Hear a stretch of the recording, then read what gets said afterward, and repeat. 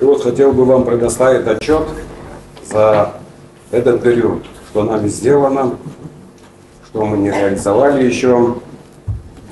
Начну с доходной части бюджета.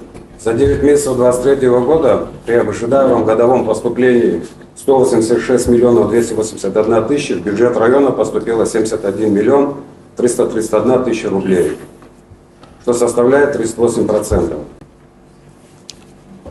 При квартальном плане доходов в сумме 152 миллиона 612 тысяч рублей фактические поступления составили 46,7%, что на 81 миллион 282 тысячи рублей меньше ожидаем. Неисполнение бюджета Чемчирского района по доходам обусловлено отсутствием сырья в производственной хамсы.